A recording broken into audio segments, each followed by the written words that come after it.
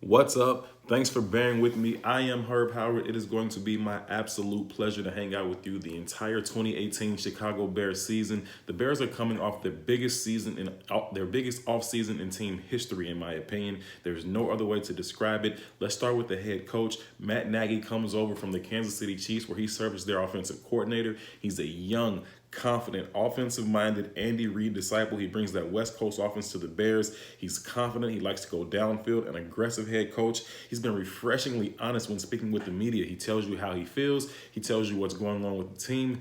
I suspect over time he'll be less forthcoming with some of those things after he gets burned a few times. Oftentimes the media asks for that truth and that transparency, but then they'll turn around and kill you for it. So we'll see how long he's able to stay as open and honest as he has been, but he's truly been a breath of fresh air after the John Fox regime, where he didn't like to share anything with the media at all. By all accounts, Matt Nagy is a hard worker. He stays late. He is obsessed with winning. That has been his motto for this offseason: be obsessed. And the players are buying into that. The coaches have bought into that. I'm buying into that. I really like Matt Nagy. He's been a good communicator with his coaches, with his players as individuals, but also as a team. And I told you he's communicated well with the media. Now, we will have to see about his game management skills. That's something that we can't tell from any press conference or any practice. We're going to have to see how he does these things once the game starts. How does he manage the clock? How does he manage the challenge system? Is he and his general philosophies about winning? Does he take the ball at the beginning of the game, or does he defer to the second half? These types of things we'll have to wait and see as he gains more game experience. But I expect him to do well and to be the Bears coach for the next 10 years. The Bears also were aggressive in the free agent market, signing wide receiver Allen Robinson to be their number one receiver. Allen Robinson is coming off a torn ACL that he tore with the Jacksonville Jaguars in week 1 of last season, missed the entire rest of the season.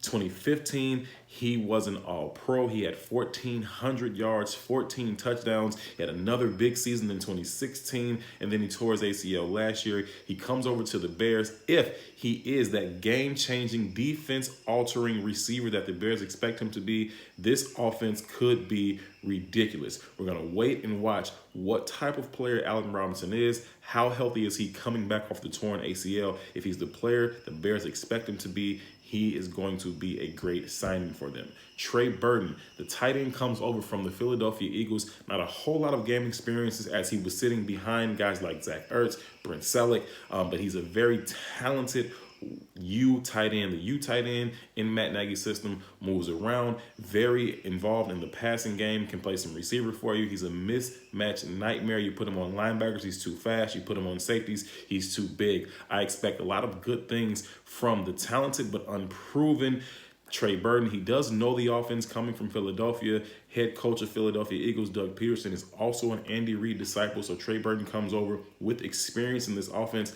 I expect him to have a big season. Taylor Gabriel, the speedy wide receiver, comes over from the Atlanta Falcons, nicknamed Turbo. He has electric speed. He's very versatile. He should benefit from the open space that is created by all the attention that's going to be given to Trey Burton and Allen Robinson. Expect Taylor Gabriel to make big chunk plays for this offense throughout the season. The Bears, I believe, did very well in the draft. Their first pick, number 8 overall, Roquan Smith, the linebacker out of Georgia.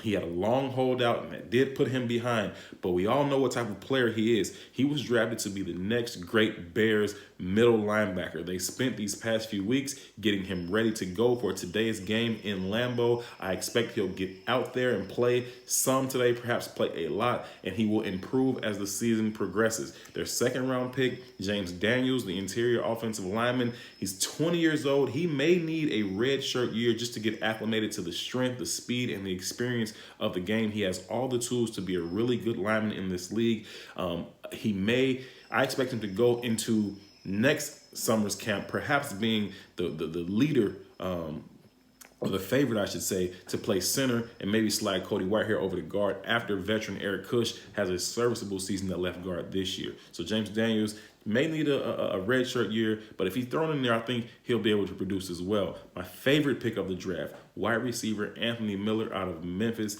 This guy is competitive. He's explosive. He's a hard worker. He believes he is great and wants to be even greater.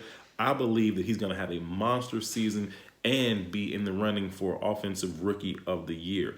Also, in the later rounds of the draft, the Bears got Bilal Nichols, Kylie Fitz. Bilal Nichols is a defensive lineman, defensive end that could probably kick down and play some nose for you as well. Kylie Fitz is an outside linebacker, edge rusher. If either of those guys could crack the rotation in the front seven, you could be looking at a very strong draft class, because I truly like the 7th round pick, wide receiver Javon Wims out of Georgia. He had a very strong preseason to earn a roster spot. This is a guy that can stretch the field for you. He can go up and get the ball. He's a natural pass catcher. He's shown some ability to make some dynamic catches throughout the preseason. I expect him to get some playing time, although he's in a crowded wide receiver room this year. He could be a contributor for this offense.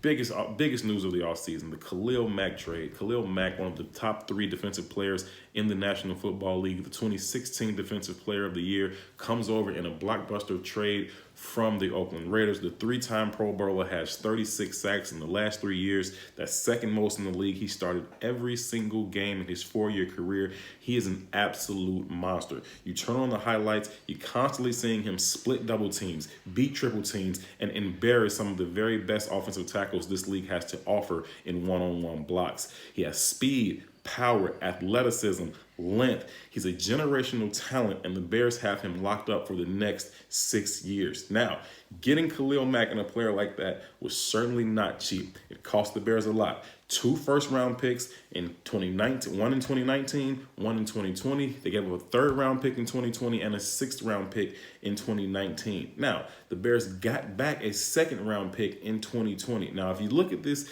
it's a lot when you say it's 2 first-round picks, it's a 3rd-round pick, but really, the Bears were going to be in the market for a pass rusher with their 1st-round pick next year anyway. So you can take that 2019 1st-round pick that they sent and said, okay, we got Khalil Mack for that. You were not going to find a pass rusher with the ability of Khalil Mack in the 1st round next year. So you send that pick, you get Khalil Mack back, you send the pick in 2020 to the Raiders as well, your 1st-round pick. But the Bears are expecting to be a much improved team, especially by 2020. They're expecting to be not high up in the draft, perhaps down in the mid to low 20s. And if that's the case, then they also get back the 2nd-round pick from the Raiders in 2020. So those 2 picks may not be so far. If the Raiders are a bad team, they'll be picking at the top of the 2nd round. If the Bears are a good team, they'll be picking at the bottom of the 1st round. Not a lot of difference between those 2 picks right there. Now, financially, the Bears signed Khalil Mack to a 6-year, $140 million deal. $90 million of that is guaranteed. It's huge money. It's normally spent on quarterbacks. But because the Bears have their quarterback, Mitch Trubisky, on his rookie deal, now is the time where they can use that money that they would ordinarily spend on a quarterback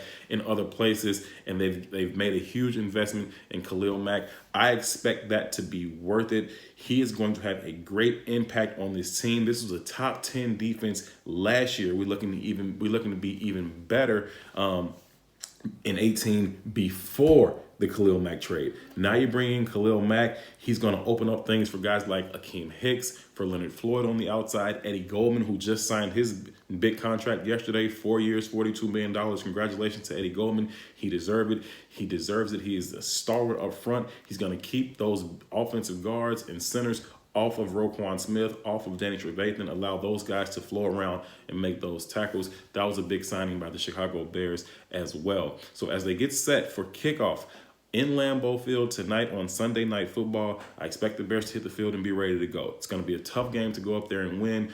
I just expect them to go out there and compete. I want to see them constantly making plays. I believe that they've done a lot this offseason to improve their team. I expect them to have a pretty solid season.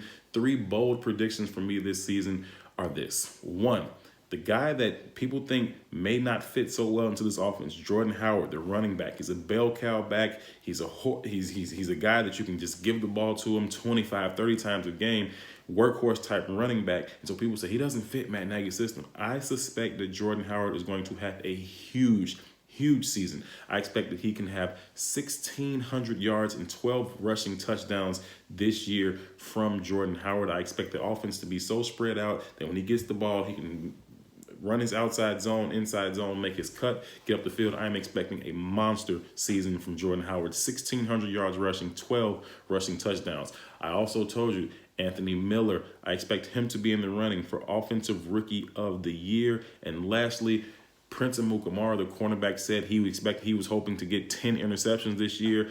I think with the addition of Khalil Mack, the pass rush gets so much better. I say he doesn't get 10, but I'll say Prince Amukamara will have 9 interceptions this year.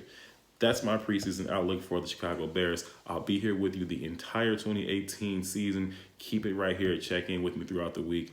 Bear down.